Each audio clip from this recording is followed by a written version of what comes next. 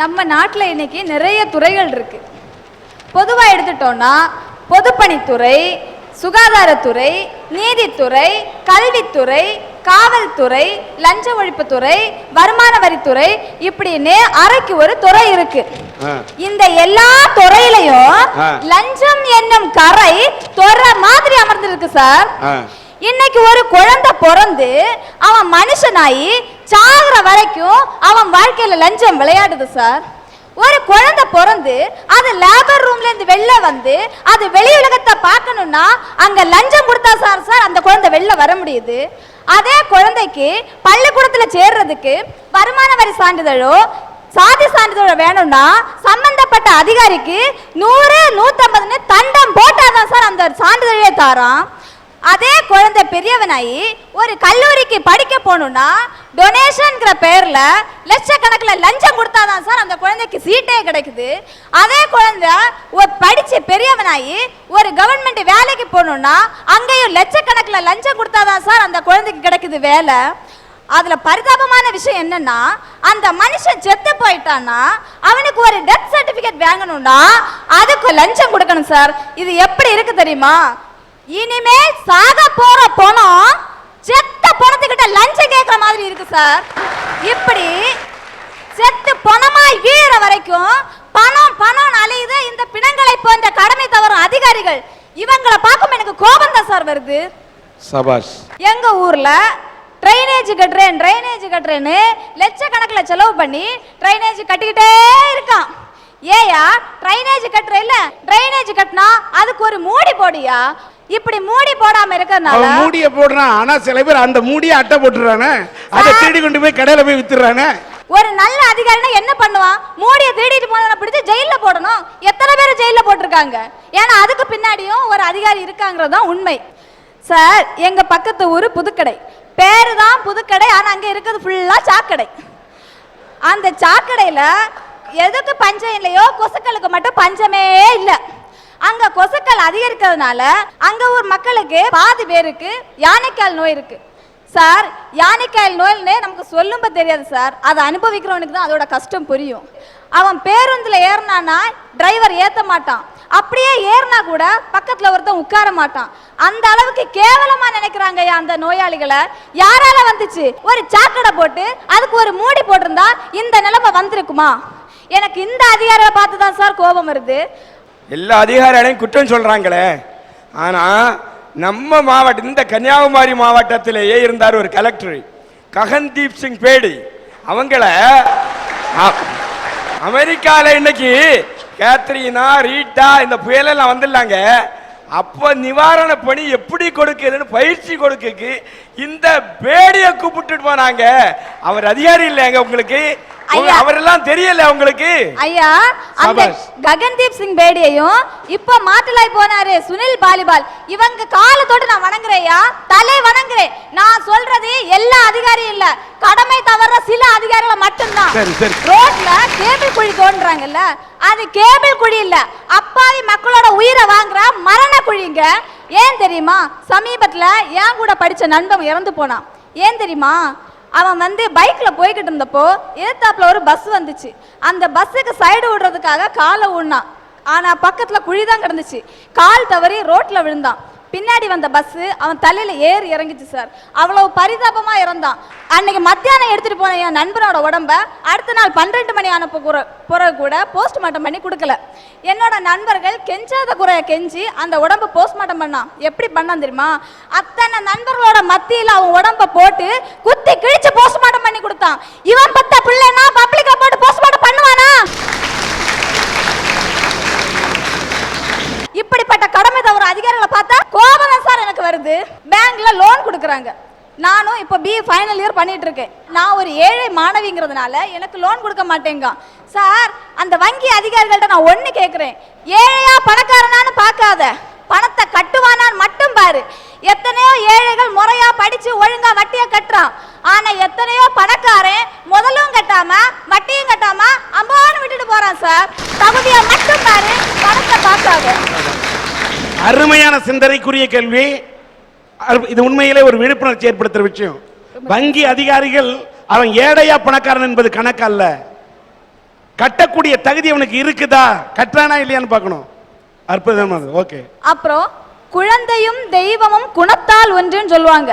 குழந்தையும் தெய்வமும் ஒண்ணு. இன்னைக்கு பஸ் டிரைவர்ஸையும் கண்டக்டரையும் பொறுத்த வரைக்கும் குழந்தைங்கன்னா கொல்லிக்கட்டை எடுத்து கண்ணில் குத்துற மாதிரி இருக்கு சார். ஏன்னா தமிழக அரசு அந்த குழந்தைங்களுக்கு இலவச பஸ் பாஸ் கொடுத்துருக்கு. இலவச பஸ் பாஸ் கொடுத்துருக்கனால குழந்தைங்க நிக்கிற இடத்துல பஸ் நிறுத்த மாட்டான், 2 மீட்டர் தூரத்துல கொண்டு நிறுத்திக்குவான். சமீபத்துல ஒரு குழந்தை பஸ்ல கொஞ்சம் பிள்ளைங்க வந்து பஸ்ல ஏறினாங்க. இலவச பஸ் பாஸ் கொண்டு வந்தனால அந்த கண்டக்டர் அந்த பிள்ளைங்களை ரொம்ப திட்டினாங்க. ஆனா அதையும் பொருட்படுத்தாம அந்த குழந்தைங்க ஆசையா பஸ்ல ஏறினால ஒரு குழந்தைய பிடிச்சு தள்ளி விட்டாரு. அந்த குழந்தை ரோட்ல விழுந்து மண்டை உடைஞ்சு போச்சு. இவன் பெத்த பிள்ளைனா குழந்தைய நடு ரோட்ல தள்ளி விட்டுருப்பானா? இவனுக்கு வலிக்கும் இல்ல. இப்படிப்பட்ட அதிகாரிகளை பார்க்கும்போது சார் எனக்கு கோபம் வருது. வனத்துறைக்கு இன்னொரு பேருண்டுக்கு கானத்துறை. கானகம்னா காடு. ஆனா இப்ப அந்த கானகத்துறை கானல் துறையா மாறி போச்சு. கானல் துறைனா தெரியுமா? தண்ணி இருக்கிறாப்புல இருக்கும், பக்கத்துல போனா தண்ணியே இருக்காது. இன்னைக்கு எங்க கன்னியாகுமரி மாவட்டத்துல மண்டைக்காடு, விளாங்காடு, கற்காடு, ஈத்தங்காடு, பெரிய காடுன்னு ஊர் பேருக்கு பின்னாடி மட்டும்தான் சார் காடுகள் இருக்கு. உண்மையான காடுகளை எல்லாம் உண்மையிலே அழிச்சிட்டாங்க சார். காடுகள்லாம் அழிச்சிட்டாங்கன்றீங்க. ஆனா இவர்களால் அழிக்க முடியாத ஒரு காடு இருக்கிறது, அதுதான் சுடுகாடு. இல்ல சார், இல்ல, அதுதான் அதையும் அழிச்சிட்டாங்களா? அதையும் அழிச்சிட்டாங்க. இன்னைக்கு கன்னியாகுமரி மாவட்டத்துல கட்டப்பட்டிருக்க அதிகபட்சமான பொறியியல் கல்லூரிகள் எங்க கட்டப்பட்டிருக்குன்னா காடு மலை மட்டும் இல்ல சார், சுடுகாட்டு மேலையும் கட்டப்பட்டிருக்கு. ஐயா, காடு இல்ல காடு இல்லைங்கிறாங்களே, இதே அரசாங்கம் தான் வீட்டுக்கு ஒரு மரம் வளர்ப்போம், வீட்டுக்கு ஒரு மரம் வளர்ப்போங்க. எந்த மக்களாவது வீட்டுக்கு ஒரு மரம் வளர்க்கானா ஐயா? வளர்க்குறாங்களே ஐயா, நீங்க பார்க்க மாட்டேங்கிறீங்களே ஐயா. எம்மா, உங்க அண்ணன் தான் சொன்னாரு இந்த ஊர்ல விளாங்காடு மண்டக்காடை தவிர வேற ஒரு காடுமே இல்லைன்னு. வீட்டுக்கு ஒரு மரம் வளர்த்திருந்தேன்னா நீ கன்னியாகுமரி மாவட்டம் செழிப்பா இருந்திருக்கும். சார், வீட்டுக்கு முன்ன மரம் வளர்த்தா அது காடு ஆகாது. காடுக்குன்னு தனி இடம் இருக்கு. நீங்க வீட்டுக்கு முன்ன காடுன்னு சொல்லுவீங்களா? மாட்டீங்கல்ல. காடுனா காடு இருக்க வேண்டிய இடத்துல தான் இருக்கும், வீடுனா வீடு இருக்க வேண்டிய இடத்துல தான் இருக்கும். ரெண்டையும் சம்பந்தப்படுத்தாதுங்க சார். ஒரு நிமிஷம். வீட்டுக்கு ஒரு மரம் வளர்ப்போம் சொல்லி மரங்களை அழிக்காதீங்கிற அறிவிப்பையே இன்னைக்கு அதிகாரிகள் மரப்பலகையில தான் சார் எழுதி வைக்கிறான். அதுக்கு ஒரு மரத்தை விட்டு கொண்டிருக்கின்றீங்களா? ஓகே. நான் வந்து எங்க ஊர்லயும் நியாய விலை கடைன்னு இருக்கு. அது நியாய விலை கடை இல்லைங்க, அநியாய விலை கடை. அங்கேயும் ரேஷன் பொருளை அளந்து விற்கிறான். இந்த மண்ணெண்ணெய் அளவை நீங்க பாத்தீங்கன்னா நீங்க ஏதாவது மியூசியத்துல தான் கொண்டு வைப்பீங்க. ஏன்னா அந்த மண்ணெண்ணெய் அளவையோட அடிப்பக்கத்தை சுத்தியலால தட்டி வச்சிருப்பான். ஏன்னா அதுல 250 மில்லி குறைஞ்சு போயிடும் அளக்கும்போ. அந்த கழுத்து பக்கம் பாத்தீங்கன்னா 4 ஓட்டை போட்டிருப்பான். 100 மில்லி போயிடும். அப்போ 350 மில்லி போயிடுச்சுன்னா வேற எத்தனை சார் கிடைக்கும்? நாங்க வறுமை கோட்டை கீழே இருக்கிறவங்க எங்களுக்கு 3 லிட்டர் மண்ணெண்ணெய் கிடைக்கும். ஒரு நாள் நான் மண்ணெண்ணெய் வாங்க போனப்போ இந்த பரிதாபமான நிலையை பார்த்து எனக்கு கோபம் வந்துடுச்சு. அந்த ஆளை எடுத்து கேட்டதுக்கு ஏன் இப்படி மண்ணெண்ணெய் ஊத்துற, அநியாயமா இல்லைன்னு கேட்டதுக்கு அவர் சொல்றாரு, ஏமா சின்ன பொண்ணா நடந்துக்கமாங்காரு. சார், பிஏ ஃபைனல் இயர் பண்றேன்னா அவருக்கு சின்ன பொண்ணா தெரிஞ்சுட்டேனா. பக்கத்துல என்ன ஒரு அம்மா சொல்றாங்க, சார் படிச்ச பொண்ணையே இப்படி ஏமாத்துனீங்கன்னா படிக்காத எங்களை எப்படி ஏமாத்துவீங்கன்னு. அதுக்கு அவர் எனக்கு இந்த பட்டம் என்ன தெரியுமா, அது ஒரு பைத்தியம், அது அப்படிதான் சொல்லுங்கிறாரு. ஏன் சார், தவறு செய்து அதை தட்டி கேட்டா அதுக்கு பட்ட பேர் என்னது, பைத்தியமா? இப்படி தவறு செய்து பைத்தியம் இல்ல, இந்த மாதிரி அதிகாரிகளுக்கு நீ தரும் இது அதிர்ச்சி வைத்தியம். சாபாஷ். இப்படிப்பட்ட அதிகாரிகளை பார்க்கும்போது தான் சார் எனக்கு கோபம் வருது. பொது இடத்துல புகைப்பிடிக்காதீங்கன்னு சொல்றாங்க சார். அதே ஒரு சாதாரண மனுஷனா இருந்தா மன்னிச்சு விட்டுருக்கலாம். கடமையை காப்பாற்றுற காவல் அதிகாரியை புகைப்பிடிச்சானா அவனுக்கு என்ன தண்டனை கொடுக்கணும் சார்? அந்த பிடிக்கிறானே சிகரெட்டு, அந்த தீ குச்சியால அவன் வாயில குத்தணும். அப்பதான் சார் அவனுக்கு புத்தி வரும். இப்படிப்பட்ட கடமை தவிர அதிகாரிகளை பார்க்கும்போது எனக்கு கோபம் மட்டும் இல்ல சார், வெறியே வருது. பெண்கள் பொங்கி எழுந்து விட்டால் பூலாந்தேவியாக கூட மாறி விடுவார்கள் என்பதற்கு சார், நான் சாதாரண பெண் இல்ல, பாரதி கண்ட புதுமை பெண். புதுமை பெண் வாழ்க. நீ கொள்ளையடித்த அந்த பூலாந்தேவி என்று நான் சொல்லவில்லை, இந்த நேயர்களின் இதயத்தை கொள்ளையடித்த நல்ல தமிழ் பெண்மணி என்று சொல்லுகிறேன். பள்ளியிலே தூங்கியவன் கல்வி இழந்தான், காடை தனிலே தூங்கியவன் முதல் இழந்தான், கொண்ட கடமையில் தூங்கியவன் புகழை இழந்தான். சார், கொண்ட கடமையில் தூங்கியவன் தன்னுடைய புகழை மட்டும் இழக்கவில்லை, தன் நாட்டிற்கும் மக்களுக்கும் தீராத துயரத்தினை விளைவிப்பவர்களாக ஆகின்றனர். அந்த கடமை தவறுகின்ற சார். நீங்க நினைக்கலாம் நான் எல்லா அதிகாரிகள் மேல கோபப்படுறேன்னு. ஆனா நான் எல்லா அதிகாரி மேல கோபப்படல சார். உதாரணமாட்டு விஜயகுமாரன், லத்திகாச்சரன், கிரண் பேடி இந்த மாதிரி அதிகாரிகளை பார்த்தெல்லாம் நான் பெருமைப்படுறேன் சார். தன்னுடைய கடமையை மறுக்கிறாங்களே, அதை செய்யறதுக்கு தவறுகிறாங்களே, அந்த அதிகாரிகள் மீது தான் சார் எனக்கு கோபம் வருது. சார், கும்பகோணம் தீ விபத்து ஏற்பட்டுச்சு, அதுக்கு காரணம் என்ன சார்? 93 குழந்தைங்க இருந்துச்சு, அதுக்கு காரணம் என்ன? பாதுகாப்பான கட்டிட வசதி இல்ல. பாதுகாப்பான கட்டிட வசதி இல்லைன்னு தெரிஞ்சும் அங்க உள்ள அதிகாரிகள் அந்த பள்ளிக்கூடம் நடத்துவதற்கு அனுமதி வழங்கினாங்களே, அந்த அதிகாரிகள் மீது எனக்கு கோபம் வருது சார். இதன் மூலம் என்ன தெரியுமா சார் தெரியுது? அந்த 93 குழந்தைங்க இந்த சமுதாயத்துல 93% அதிகாரிகள் கடமையை தவறிக்கிட்டு இருக்கிறாங்கிறத சொல்லிட்டு செத்து போயிருக்காங்க சார். எனவே இந்த மாதிரி கடமை தவறுகின்ற அதிகாரிகளை பார்த்தா எனக்கு கோபம் தான் சார் வருது. வாழ்த்துக்கள். 93 குழந்தைகள் உயிர் பலியானது கண்டிக்கத்தக்கது. ஆனா அதுக்காக 93% அதிகாரிகள் கடமை தவறி செயல்படுறாங்கன்னு சொல்றீங்க. சதவீத கணக்கு பார்க்க முடியாவிட்டாலும் கடமை தவறக்கூடிய அதிகாரிகளும் இருக்கிறார்கள், நல்ல கடமையாற்றக்கூடிய அதிகாரிகளும் இருக்கிறார்கள். இளைஞர்கள்லாம் இப்படி இருக்கணும்னு ஒரு கவிஞன் ஒரு கவிதை எழுதினாங்க. அத சொல்றேன். சொல்லு. பிள்ளைகள் வாழ்க்கை பிழையாகாமல், மனையவள் வாழ்க்கை மாண்பு கெடாமல், இல்லை என்றொரு நாள் இல்லாமல், இன்றும் என்றும் ஆசை வராமல், தொற்று நோய்கள் பற்றி விடாமல், முதுமை துயரம் மூண்டு விடாமல், என்றும் 16 இளமை வழங்கு, இப்பணி தொடர அற்புதம் காட்டு. அழகான கவிதையா சொன்னாங்க சார். தாய்மொழியாகிய தமிழ் மொழி உனக்கு கற்றுத்தந்த உன் தாய் தந்தையை மனதார பாராட்டுகிறேன். ஆனா இன்னைக்குள்ள இளைஞர்கள் எப்படி சார் இருக்கிறாங்க? அப்பா சொன்னாரு பையன்ட்ட 100க்கு 90 எடுக்கணும்டா அப்படின்னு. அவனும் உடனே இதோ எடுத்துறப்பா அப்படின்னுட்டு ஏடே அப்பா எடுத்துட்டேன் அப்படிங்கிறான். என்னடா இன்னும் பரிசையே வரலையே, அதுக்குள்ள எப்படிடா மார்க் எடுத்தான்னு கேட்டா அவன் சொல்லுவான், அப்பா உங்க பாக்கெட்ல 100 ரூபாய் வச்சிருந்தீங்க, அதுல இருந்து 90 ரூபாய் எடுத்துட்டேன்பா அப்படிங்கிறான். அதுக்கப்புறம் இன்னும் அந்த இளைஞன் அப்பாட்ட சொல்றான், அப்பா நான் காந்தி மாதிரி வரணும்னு ஆசைப்படுறேன்னு. யான் அப்பா பெருமைப்பட்டு இவ்வளவு நேரம் நம்மகிட்ட ஏட்டிக்கு போட்டியே பேசிட்டு இருந்தான், காந்தி மாதிரி வரணும்னு ஆசைப்படுறானேன்னு சொல்லி அவன்கிட்ட நீ எதுக்காக காந்தி மாதிரி வரணும்னு ஆசைப்படுறேன்னு கேட்டாங்க. அதுக்கு அவன் சொல்லுவான், காந்திக்கு தான் 18 வயசுலயே கல்யாணம் கிடைச்சிச்சுல, எனக்கு 19ஆவது கண்டுக்கிடவே மாட்டாங்கிறா சார். இப்போ மகாராஷ்டிரா மாநிலத்துல பழங்குடி மக்கள் மாணவர்கள் படிக்கக்கூடிய ஒரு பள்ளியில அந்த பள்ளி மாணவர்கள் யாராவது இறந்தா ஒரு 15 நாள் லீவ் விடுறது வழக்கமா இருந்து சார். கேவலம் ஒரு 15 நாள் லீவுக்காக கூட படிக்கக்கூடிய மாணவர்களையே 3 இளைஞர்கள் சேர்ந்து கொண்டிருக்காங்க சார். இந்த மாடிப்பட்ட இளைஞர்களை நினைக்கும் போது எனக்கு வேதனை கலந்த சிரிப்பு தான் சார் வருது. ஓகே. உலகத்துல ஒவ்வொரு நாட்டுக்கும் ஒரு தேசிய கொடி இருக்கு. ஆனா எந்த நாட்டு தேசிய கொடிக்குமே இல்லாத ஒரு சிறப்பே நம்ம நாட்டு தேசிய கொடிக்கு இருக்கு. என்ன தெரியுமாங்க ஐயா? சொல்லுங்கம்மா. நம்ம கொடியில மேல இருக்கே காவி நிறம், இந்துக்களுக்கும் இந்தியாவுல பங்குண்டுன்னு சொல்லுது. கீழே இருக்கே பச்சை நிறம், இஸ்லாமியர்களுக்கும் இந்தியாவுல பங்குண்டுன்னு சொல்லுது. இடையில இருக்கே வெள்ளை நிறம், கிறிஸ்தவர்களுக்கும் இந்தியாவுல பங்குண்டுன்னு சொல்லுது. நடுவுல இருக்கே சக்கரம், புத்த மதத்துக்கும் இந்தியால பங்குண்டுன்னு சொல்லுது. இப்படி எல்லாருக்குமே இந்தியால பங்குண்டுன்னு உலகத்துக்கே எடுத்து சொல்லிச்சே நம்ம இந்திய சுதந்திரம். அப்படி இருக்கிற சுதந்திரம் இன்னைக்கு எப்படி தெரியுமாயா இருக்கு? அரசியல்வாதிக்கு கட்சி மாற சுதந்திரம், அரசு அதிகாரிக்கு லஞ்சம் வாங்க சுதந்திரம், போலி சாமியாருக்கு ஏச்சு பொழைக்க சுதந்திரம், நடிகருக்கு நடிகை தொப்புள்ள பம்பரம் விடுறதுக்கு சுதந்திரம்.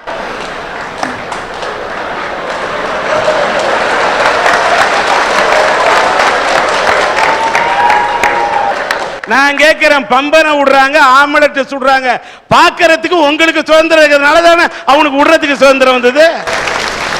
இத பார்த்தோன்னு தான் ஒரு கவிஞன் சொன்னா, அண்ணலே உன்னையே உருக்கி சுதந்திரம் என்றொரு மோதிரம் செய்து தந்தாய், அணியும் போதுதான் தெரிந்தது நாங்கள் விரல்களே இல்லாத தொழுநோயாளிகள் என்று. இப்படித்தாயா இன்னைக்கு நம்ம நாட்டில் இருக்கு சுதந்திரம்.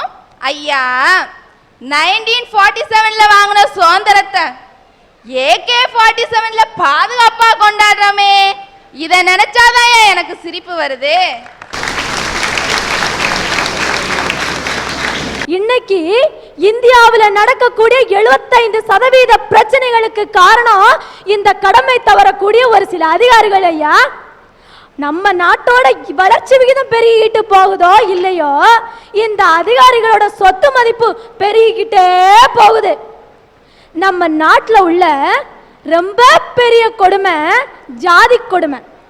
அந்த கொடுமையை விட ரொம்ப பெரிய கொடுமை எது தெரியுமா? ஜாதிகள் இல்லையடி பாப்பான்னு படிக்கிறதுக்காக அவன் பிள்ளைக்கு ஜாதி சான்றிதழ் வாங்குறதுக்காக இந்த வில்லேஜ் ஆபீஸுக்கும் தாலுகா ஆபீஸுக்கும் நாயை விட கேவலமா நடையான் நடப்பான் பாருங்க. அந்த கொடுமை தான் ரொம்ப பெரிய கொடுமை ஐயா. இந்தியாவுடைய முதுகெலும்பே கிராமங்கள் தான் சொல்றோம். நம்ம லஞ்சத்தோட தண்டுவடமும் இந்த கிராமத்துல தான் இருக்கு. ஏன்னா இவன் போடுற அந்த வில்லேஜ் ஆபீசர் போடுற கையெழுத்துல தானே ஒருத்தனோட தலையெழுத்தே அடங்கி இருக்கு. அதனாலதான் இன்னைக்கு VAO எக்ஸாமுக்கு 2 லட்சம் பேர் பின்னால ஓடினான் ஐயா. இன்னைக்கு சம்பளத்தை விட கிம்பளத்துக்கு ஆசைப்பட்டு இந்த VAO எக்ஸாம் எழுதினவங்க அதிகம் ஐயா. ஐயா, அன்னையும் பிதாவும் முன்னறி தெய்வம்னு சொல்லுவாங்க. அந்த பெரியவங்களை கும்பிட்டா அந்த பெருமாளையே கும்பிட்டதா சொல்லுவாங்க. மூத்தோர் சொல் வார்த்தை கேட்டல் அமிர்தம் வாங்க. ஆனா இன்னைக்கு இருக்க இளைஞர்கள் அந்த அளவுக்கு பெரியவங்களுக்கு மரியாதை கொடுக்கறாங்களான்னு கேட்டா அது பெரிய கேள்விக்குறியாதாங்க நிக்குது. இன்னைக்கு புரியாதவங்களுக்கு சில விஷயங்களை சொல்லி புரிய வச்சா அவன் ஒரு நல்ல இளைஞனுங்க. படிக்காதவங்களுக்கு சில விஷயங்களை சொல்லி படிக்க வச்சாலும் அவன் ஒரு நல்ல இளைஞன். ஐயா, இன்னைக்கு சமுதாயத்துல எத்தனையோ பிரச்சனைகள், அதுக்கு நீ ஒரு முற்றுப்புள்ளி வைக்கிறியா, அப்ப நீ ஒரு நல்ல இளைஞன். ஆனா ஒரு ஜாதி சண்டை வருதுன்னா அருவாளை தூக்குற நீ இப்படி ஒரு சமுதாய புரட்சிக்கு ஒரு கொடியை தூக்க மாட்டேங்கிறே, அது ஏன் சார்? அரசியலுக்கு வர்ற இளைஞர்களை பார்த்து அறிஞர் அண்ணா ரொம்ப அழகா சொல்லுவாரு, அரசியல் என்பது அத்தை மகள் மாதிரி, அதை சுத்தி தான் விளையாடணுமே தவிர தொட்டு விளையாடக்கூடாது அப்படிம்பாரு. ஐயா, இன்னைக்கு ஒரு நல்ல தலைவனாவும் இல்லாம நல்ல தொண்டர்களாவும் இல்லாம நல்ல குண்டர்களா மாறி போறாங்களே சில இளைஞர்கள், அவர்களை பார்க்கிறப்ப வருத்தமா தாங்க இருக்கு. ஐயா, அரசியலுக்கு இளைஞர்கள் வர்றதுங்கிறது வரவேற்கத்தக்க ஒண்ணு. ஆனா அந்த அரசியலை ஆக்க வேலைகள் செய்யல இளைஞர்களை விட அடியாளா போறவங்களை எண்ணிக்கை அதிகமாயிட்டு இருக்கு பாத்தீங்களா? அதை பார்க்கிறப்ப எனக்கு ஒரு வருத்தமான சிரிப்பு வரத்தானையா செய்யும். ஒரு MA படித்த நாட்டில MA படித்த ஒரு பட்டதாரியாக முதுகலை பட்டதாரியாக அண்ணா அரசியலுக்கு வந்தார். அறியாமை இருளில் கடந்த மக்களை விழிப்புணர்ச்சி செய்தது இந்த நாட்டில் அண்ணாவா இல்லையா? படித்தவர்கள் பண்புள்ளவர்கள் அரசியலில் இப்படித்தான் வர வேண்டும், அரசியல்ல தேர்தலில் நல்லவர்கள் வர வேண்டும் என்று மக்கள் வாக்களிக்க தொடங்கினால்தான் சார் உண்மையான ஜனநாயக நாட்டில் வளரும். நமக்கு பொறுப்பில்லைன்னு எல்லாரும் போயிட்டு நாடு எப்படி முன்னேறும்? இதோட பொறுப்பு இளைஞன் கையில் மட்டும் இல்லை, வழிகாட்டக்கூடிய வழிகாட்டிகள் சரியில்லாத காரணத்தால் தான் தருதலைகள் உருவாக்கப்படுகிறார்கள். தலைமை சரியாக இருந்தால் தருதலைகள் உருவாக மாட்டார்கள் என்பது என்னுடைய தாழ்மையான கருத்து. ஒரு பஸ் நின்னுகிட்டு இருக்கு, பஸ் நிக்கிறப்ப ஏற மாட்டேங்கிறான், ஓடிக்கிட்டு இருக்க பஸ்ல ஓடி போய் ஏறான். இந்த படிக்கட்டுல 20 பேர் தொங்குறான், அந்த படிக்கட்டுல 20 பேர் தொங்குறான். நம்ம தான் அன்னைக்கே அந்த நிலையில இருந்து மாறி இன்னைக்கு மனுஷங்கிற நிலைமைக்கு வந்தாச்சு இல்லையா? இன்னவங்களுக்கு இந்த புத்தி போகாம அழைகிறாங்க பாத்தீங்களா? அப்படியே அந்த பஸ்ஸுக்கு பின்னாடி ஓடுற பஸ்ல அப்படியே பின்னாடி அந்த ஏணி மேல ஏறி அந்த மேல் கூரை இருக்கு பாத்தீங்களா, அங்க இங்கேயுமா ஓடிக்கிட்டு இருக்காங்க. கர்ணம் தப்புனா மரணங்க. ஐயா, இன்னைக்கு அவன் அந்த பஸ்ல கம்பியில தொங்குனான் பாத்தீங்களா, அத போய் ஒரு போலீஸ் செலக்ஷன்ல தொங்கி இருந்தானா இன்னைக்கு அவன் ஒரு நல்ல ஒரு போலீஸ் அதிகாரியா வந்திருக்கலாம். அந்த ஏணில ஏறினா பாத்தீங்களா, அத போய் எவரெஸ்ட்ல ஏறி இருந்தானா இன்னைக்கு இந்தியாவுக்கு ஒரு சாதனையாளன் கிடைச்சிருக்கலாம். ஐயா, ஒரு பொம்பளை புள்ள நைட்டு 11 மணி வரைக்கும் திருவனந்தபுரம் பஸ் ஸ்டாண்ட்ல நின்னுகிட்டு இருந்திருக்கு. அத ஒரு போலீஸ் அதிகாரி போய் என்னன்னு விசாரிச்சப்போ அந்த பொண்ணு சொன்ன காரணம் என்ன தெரியுங்களா? ராங் கால்ல வந்த ஒரு பையனை நம்பி கல்யாணம் பண்ணிக்குவான்னு நம்பி அந்த பொண்ணு அவ்வளவு நேரம் அங்க நின்னுகிட்டு இருந்திருக்கா. அந்த போலீஸ் அதிகாரி விசாரிச்சு அவங்க பெத்தவங்களை வர சொல்லி அப்புறம் இந்த பொண்ணு மனசை மாத்தி அனுப்பி விட்டுருக்காங்க. இன்னைக்கு பொண்ணுங்க இந்த காலத்துல எத்தனையோ வகையில முன்னேறி போய்கிட்டு இருக்கப்ப இப்படி அப்பாவித்தனமா சில பொண்ணுங்களும் மாட்டிக்கிறாங்க பாத்தீங்களாயா? இப்படி இருக்கிறவங்களை பாக்குறப்ப நமக்கு ஒரு பரிதாபமான சிரிப்பு வரத்தானங்க செய்யும். ஐயா, நம்ம ஊர்ல ஒரு டயலாக் சொல்லுவாங்க, வற்றி போன நதிகள் எல்லாம் வற்றாத கடலை பார்த்து ஆறுதல் அடையுமா. அந்த கடலே வற்றி போனா நமக்கெல்லாம் ஒரு பிரச்சனைனா எங்கேயா போவோம்? போலீஸ் ஸ்டேஷனுக்கு போவோம். ஆனா நம்ம நாட்டுல வட மாநிலத்துல ஒரு IG தான் உயிருக்கும் உடமைக்கும் பாதுகாப்பு இல்லை, எனக்கு பாதுகாப்பு கொடுங்கன்னு கேட்டிருக்காரு. இப்படி இருக்கியா நம்ம நாட்டுல சுதந்திரம்? சாதாரண நாள்ல பஸ்ல நிம்மதியா போயிட்டு வந்துடலாம், சாதாரண நாள்ல ட்ரெயின்ல நிம்மதியா போயிட்டு வந்துடலாம், அட சாதாரண நாள்ல ஃப்ளைட்ல கூட போயிட்டு வந்துடலாம் ஐயா. ஆனா சுதந்திரத்தின் அன்னைக்கு நிம்மதியா போயிட்டு வர முடியாது. ஏன்னா எவன்டிக்கு கீழே யார் பாம்பு வச்சிருக்கான்னு யாருக்குமே தெரியாதே. இன்னைக்கு நம்ம நாட்டுல அப்படிதான் இருக்கு சுதந்திரம். ஐயா, இந்த இந்திய நாட்டில் தண்ணீர் பந்தலிலே தகர டம்ளருக்கே இன்னும் விடுதலை கிடைக்காத போது மனித விடுதலை என்பது மசோதாவில் மட்டும்தான் நடத்துவாங்க. பாருங்க, ஒரு ஜாதிகள் ஒழிப்பு மாநாடு நடத்தினாரு. என்னடா நம்ம மக்களுக்கு புத்தி வந்துட்டேன்னு கூட்டமும் திரளா வந்துச்சு. கூட்டத்துல ஒருத்தர் பேச ஆரம்பிச்சாரு தொண்டைய செருமிக்கிட்டு. இங்கு கூடியிருக்கும் பல ஜாதி மக்களே, வரவேற்புரை வழங்க வந்திருக்கும் வரதப்பா முதலியார் அவர்களே, தலைமையேற்று நடத்தியிருக்கும் சுப்பிரமணிய தேவர் அவர்களே, வாழ்த்துறை வழங்க வந்திருக்கும் ரங்கசாமி ரெட்டியார் அவர்களே, இறுதியாக நன்றியுரை கூற இருக்கும் தங்கசாமி நாடார் அவர்களே. கீழே இருந்து ஒருத்தன் கேட்டான், என்னையா நடக்குதா இங்க ஜாதிகள் ஒழிப்பு மாநாடா? கிழிஞ்சது அவங்க ஜாதிகள் ஒழிப்பு மாநாடுன்னா. இப்படி இருக்கியா நம்ம நாட்டுல? இன்னைக்குள்ள மக்கள் சுதந்திரத்தை எப்படி தெரியுமாயா நினைக்கிறாங்க? மகாத்மாவே, உன்னை வாழ்த்துகிறேன், வணங்குகிறேன். எதற்காக? நீ எங்களுக்கு விடுதலை வாங்கி தந்தா என்பதற்காக அல்ல, ஒரு நாள் விடுமுறை வாங்கி தந்தா என்பதற்காக. இப்படி நினைக்கிறாங்க ஐயா சுதந்திரத்தை. ஐயா, இதை விட பெருசா என்ன தெரியுமா? நாட்டுல இன்னைக்கு எப்படி தெரியுமாயா இருக்கு?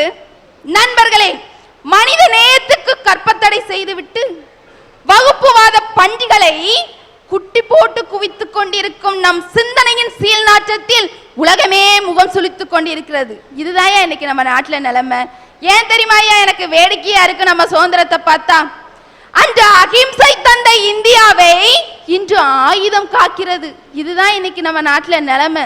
ஐயா, இப்ப நம்ம நாட்டுல என்ன தெரியுமா தேவை? சுதந்திரத்திற்கே ஒரு சுதந்திரம் தேவை. இதை நினைச்சாதான் எனக்கு சிரிப்பு வருது.